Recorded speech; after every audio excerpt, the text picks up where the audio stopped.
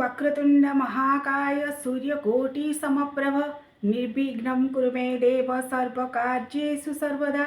ओम गजाननं भूतगणाधिसेवितं कपित्थजम्बुफलचारुभक्षणं उमासुतं शोकविनाशकारं नमामि विघ्नेश्वरपादपङ्कजम्। जय श्री गणेश। जय जगन्नाथ। दर्शक बंधु, आसुची पवित्र गणेश चतुर्थी।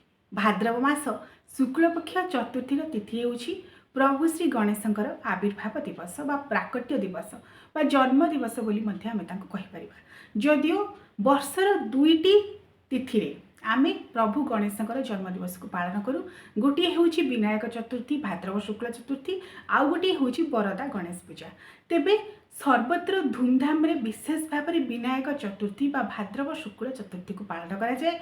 समस्त शिक्षानुष्ठान ठारू आरंभ करी व्यवसाय अनुष्ठान एवं घर मानकर मध्य विविध प्रकार गणेश पूजा पेंडाल मानकर मध्य पूजा मंच मानकर मध्य प्रभु श्री गणेश को पूजा करा जाए। तेणु आसुछि आगकू पवित्र गणेश चतुर्थी, जहाँ चलित वर्ष 2025 मसीह अगस्ट 27 तारिख में पड़ुछि। अगस्ट 26 तारिख में बाली द्वितीय व्रत पड़ुछि। अगस्ट 27 बुधवार दिन प्रभु श्री गणेशंकर विनायक चतुर्थी व्रत पड़ुछि बा गणेश चतुर्थी बोली आमे जाहाको कहि थाउ।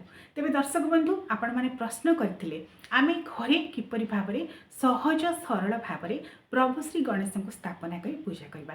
आज आसंती वीडियो रे आमे आलोचना करबा अति सहज सरल भाबरे आपण माने किपरि भाबरे निजर भक्ति भाव अर्घ्य निवेदन करी घरे प्रभु श्री गणेश को पूजा करिवे। गणेश चतुर्थी दिन प्रभु श्री गणेश को किपरि भाबरे स्थापना करिवे एवं तांकर पूजा विधि कोन रहिछि। जेपरि भाव में आपको कहली अगस्ट 27 तारिख दिन बुधवार दिन प्रभु श्री गणेशंकर गणेश चतुर्थी पूजा करा जिवो। बुधवार हेउची प्रभु श्री गणेशंकर प्रिय बार एवं बुध ग्रह हेउछन्ते यांकर अधिपति। सेतिपय अत्यंत संयोगर दिन, अत्यंत शुभ दिन। आपण माने जदि घरे प्रभु श्री गणेश को वर्ष सारा रखी पूजा करुछन्ती, पित्तल मूर्ति को जदि रखिछन्ती, जेमति आम घरे मु पित्तल मूर्ति को रखिछि, प्रभुकर प्रत्येक दिन तांकर स्नान अभिषेक करी तांको पूजा करा जाय पंचोपचार विधि रे। जदि आपण वर्ष सारा पूजा करुछन्ती, जे नियम रे पूजा करुछन्ती सेही नियम रे पूजा करिवे। केवल टिके भोग नैवेद्य जहाँ आउ टिके अधिक बढ़ाइबे, तांको साजसज्जा करिवे। स्नान अभिषेकर नीति प्रायतः समान नही थाए जहाँ आमे वर्ष सारा पूजा करिथाउ। जो माने विशेष भाव में प्रभु श्री गणेशंकर जो माटीर मूर्ति आनिबाकू चाहूछन्ती बा तांकर अन्य मूर्ति को आनिबाकू चाहूछन्ती बा पित्तल मूर्ति को प्रतिष्ठा करबाकू चाहूछन्ती, एही दिन जेहेतु गोटे सर्व शुभ दिन, सर्व सिद्धिमय दिन, सेतिपय आपण माने चाहिले प्रभु श्री गणेशंकर पित्तल प्रतिमा को एही दिन आनी घरे पूजा करि परिबे, स्थापना करि परिबे, पूजा करि परिबे। ब्राह्मण को डकाई होम यज्ञ करी पित्तल गणेशंकर पूजा स्थापना करि परिबे। नचेत निजे मध्य भाव नैवेद्य समर्पण करी प्रभु श्री गणेश को मध्य एही दिन स्थापना करी घरे पूजा आरंभ करि परिबे। ता छड़ा जो माने चित्रपट को रखी पूजा करुछन्ती से माने मध्य जदि चाहिए गणेश चतुर्थी व्रत रखिपारे, गणेश चतुर्थी को पूजा करें। घरे मन रखु विशेष भाव में आम केते गुड़े स्वतंत्र दिन को छाड़देले, जपरि भाव में आमर देवी शयन उत्सव, देवी उत्थान उत्सव पर माँ षोड़शोपचार पूजा विधि, जहाँ घरे माँ अच्छा आम घरे माँ वन दुर्गा अच्छा, तेणु षोड़शोपचार पूजा विधि में माँ पूजा कराए। केते गुड़े विशेष दिन को छाड़देले अन्य ठाकुर मानकर अन्य देवी देवता आम साधारणतः घर मानक गृहस्थ संसारी जीवन में पंचोपचार विधि में पूजा करता। गंध पुष्प धूप दीप नैवेद्य ये साधारण विधि में भावनात्मक भाव नैवेद्य को समर्पण कर आम पूजा करता। अनेक नीति नियम तो शास्त्र सिद्धांत भाव में रही, मात्र संसारी मनीष पक्षरे सबकिछि करबा संभवपर नुहे। तेणु घर पूजा होउछि भावनात्मक पूजा, जेतिकी आम द्वारा संभव, जेतिकी आम सबुदिन करिपारिबा सेही अनुसार आम पूजा करिथाउ। तेबे भाद्रव शुक्ल चतुर्थी पवित्र गणेश चतुर्थी, एही दिन जदि आपण माने मूर्तिका गणेश बा माटीर गणेश मूर्ति जहाँ बजार में उपलब्ध होउछन्ती तांको आनिकी पूजा करबाकू चाहूछन्ती, अनेक लोक मध्ये एही दिन आग्रह प्रकाश करथांती तांको आनिकी पूजा करबा पई। किपरि भाव में पूजा करेंगे आपण चाहिए गोटे जड़े ब्राह्मण को डकाई, भल ब्राह्मण जो मैंने नैष्ठिक ब्राह्मण ताकू डकाई गणेश पूजा करेंगे। नचेत निजे जदि चाहिए घरे पूजा करेंगे। साधारणतः ब्राह्मण परिवार रे ब्राह्मण मैंने निजे ही करनी, आम घरे आम निजे ही गणेश पूजा करूँ। तेणु आपण मैंने जदि निजे चाहिए करेंगे, नचेत ब्राह्मण द्वारा करेंगे। तेज तार विधान सरल सहज भाव में तार नियम कौन रही ना, जदि प्रभुकर मूर्ति को आपण मैंने आणुछन्ती प्रातः काल सूर्योदय पूर्व स्नान सारे, नित्यकर्म सारे, ठाकुर घरे गोटे विशेष स्थान को बाछि थे जो प्रभु को आपण मैंने आस्थान देवे। प्रभुंर आस्थान आगुरी सुसज्जित करके रखिथे से आस्थान उपरे गोटे पाट वस्त्र बिछेदेवे हलदिया रंगर पाट वस्त्र जब बिछेबे आहरी भल नचेत लाल रंगर पाट वस्त्र बिछे पारे ता उपरे किसी अक्षत अभंगा अरुआ चाउल ताको बिछेदेवे ताहारी उपर ही मूर्ति को रखिए जो मूर्ति को आपण मैंने आणुंट जदि पितल मूर्ति को आणुंट बसैक पूजा करेंगे जदि माटीर मूर्ति आणुंट बसैक पूजा करेंगे आस्थान प्रथम बसई सारापर पितल मूर्ति को जदि नुआ भाव में यही दिन आनी आपण मैंने पूजा कर मार्जना करेंगे जुआ चंदन केसर कर्पूर यू को दे मार्जना कर्म प्रथम करेंगे मार्जना कर सारापर स्नान और अभिषेक हो पंचामृत स्नान जदि नुआ भाव में आपण मैंने प्रभु गणेश मूर्ति को पूजा करने को चाहते पंचामृत स्नान करेंगे माटीर मूर्ति जदि आणुंट केवल जल गंगा जल छिंचे पंचामृत टी छिंचीदेवे कारण माटीर मूर्ति को तो आम स्नान कर तेणु पितल मूर्ति को ही केवल पंचामृत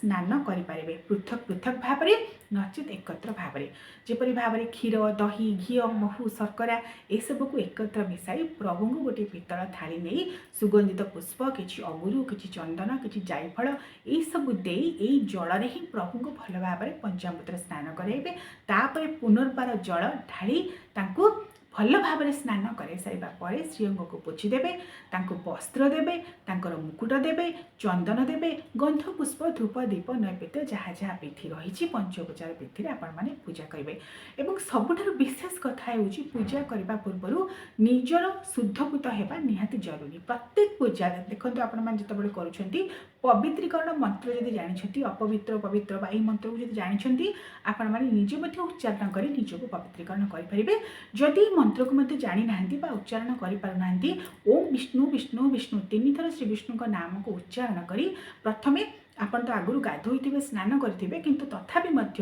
शुद्धभूत हबार आवश्यकता रही तेणु श्री विष्णु नाम को तीन थर उच्चारण करी जो पात्री रखिथे तंबा पात्री से जल नहीं निज मस्तक श्रीअंग किसी छिंचे तीन थर एवं आस्थान जो थे आप बसी जो आसन पर आप बसी आसन शुद्धिकरण करेंगे कारण निजर शुद्धिकरण सहित भूमिर शुद्धिकरण आसन शुद्धिकरण निहाती आवश्यक ठाकुर पूजा करने पूर्व ये सब शुद्धिकरणटा निहाती आवश्यक होता है स्नान करने सहित ये सब शुद्धिकरण तापर आपन जो घंटी और शंख रखिथे ताकू शुद्धिकरण करेंगे और गणेश चतुर्थी व्रत आपण मैंने जदि पालन करुँच दिन पूजा उपवास रखुंट प्रभु उद्देश्य घरे पूजा करुँच संकल्प करेंगे संकल्पेन कार्य सिद्धि बोली कहुए तेणु नारायण को स्मरण कर सर्वकार्यु माधव माधव को नाम को स्मरण कर आपण मैंने संकल्प करेंगे डाहाण हाथ में किसी जल ने किसी गुआ बा नड़िया धरीपारे किसी फूल किसी कुश किसी चाउल और किसी जल गंगा जल यू को नहीं प्रभु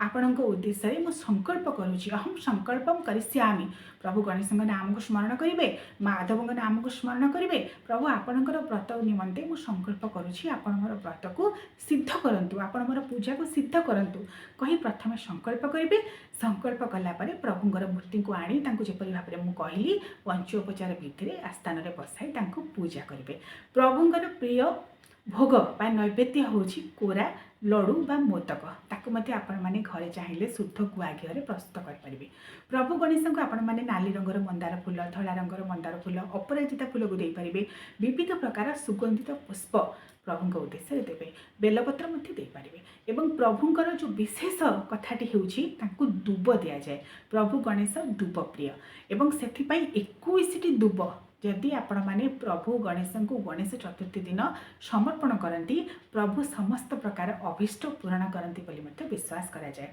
ओम गम गणपतये नमः ओम गम गणाधिपतये नमः ओम महाविनायकाय नमः ये सब मंत्र को उच्चारण करेंगे। प्रभु गणेश जो गायत्री मंत्र रही ओं एकदंताय विद्महे वक्रतुंडाय धीमहि तन्नो दंती प्रचोदयात् यही गायत्री मंत्र को उच्चारण करेंगे। उच्चारण करी 21 दुब प्रभुंर दक्षिण हस्तरे बा शुंढ पाखरे देवे। जदि आपण मैंने प्रभु गणेश मूर्ति को आनी बाम पटू शुंढ रही विशेष शुभप्रद होता है।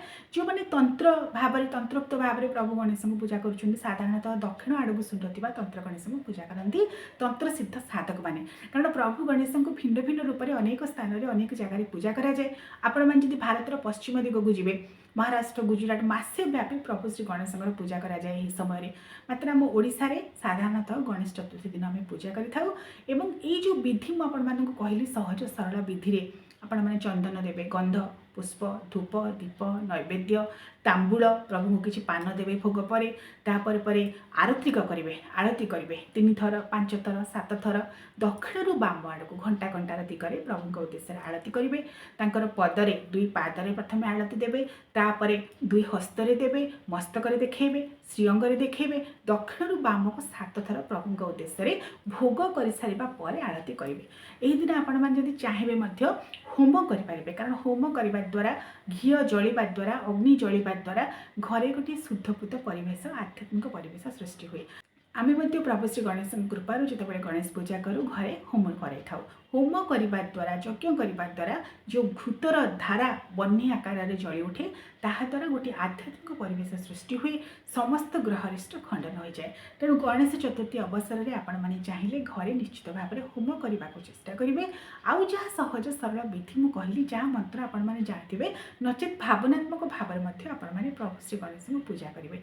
सी होती लड्डू प्रिय, मोदक प्रिय एवं मिठा प्रिय। प्रभु गणेश उद्देश्य भक्ति भाव नवेदन करी निज घरे शुद्धपूत भाव में मोदक लड्डू प्रस्तुत करूँ। राशि कोरा, नड़िया कोरा, बुंदी कोरा एवं मोदक ये 4 प्रकार लड्डू आपण मैंने प्रस्तुत करेंगे। विविध प्रकार फल दे पारे, कदली, कमला, अंगूर, नाशपाती, नड़िया विविध प्रकार फल आपड़ देपारे एवं नड़िया को भांगी पारे। श्रीफल आपण प्रभु श्री गणेश पूजा करने पूर्व गोटे कथा मन रखिए, कलशटी बसाइबे। पूर्णकुंभ कलश प्रत्येक पूजार आवश्यक होता है। तेणु पूर्णकुंभ कलश मध्यम आम पंचदेवता सहित वरुण देवता आह्वान करें। ओं गणे नारायण रुद्रे अंबिका भास्कर तथा भिन्ना भिन्न न कर्तव्य पंचदेव नमस्तुते। तेणु पंचदेवता आह्वान करेंगे, वरुण देवता आह्वान करेंगे, सर्वदेवी देवता आह्वान कर भावनात्मक भाव में आपण मैंने घरे प्रभु श्री गणेश मृण्मय मूर्ति को आनी स्थापना करी पूजा करेंगे, होम यज्ञ करेंगे। आरती शेष में झुणा शेष में घर चारिड़े देखईदेवे, जद्वारा घर समस्त प्रकार ग्रहरिष्ट खंडन हुए और घरे गोटे सुख शांति समृद्धि भाव आसी था प्रभु श्री गणेश कृपार। एवं ओम गम गणपतये नमः यही मंत्र को प्रभुंर उच्चारण करेंगे। जबरी भाव में कहली प्रभुंर गायत्री मंत्र को उच्चारण करेंगे और प्रभुंर उद्देश्य भजन कीर्तन कर यही दिनटी को अतिबाहित करेंगे। आउ गोटे कथा मन रखिए दर्शक बंधु, अगस्त 27 तारिख बुधवार दिन केउं समय आपण मैंने प्रभु श्री गणेश को स्थापना करी पूजा करेंगे, जदि कहीं शिक्षानुष्ठान मानक विभिन्न अनुष्ठान मानक पूजा कर समय मध्य पूजा करेंगे। मन रखिए अगस्त 27 तारिख जो दिन बुधवार दिन पड़ुछि 3:54 पर पंचमी तिथि आरंभ हो जाऊँ, भाद्रव शुक्ल पंचमी तिथि।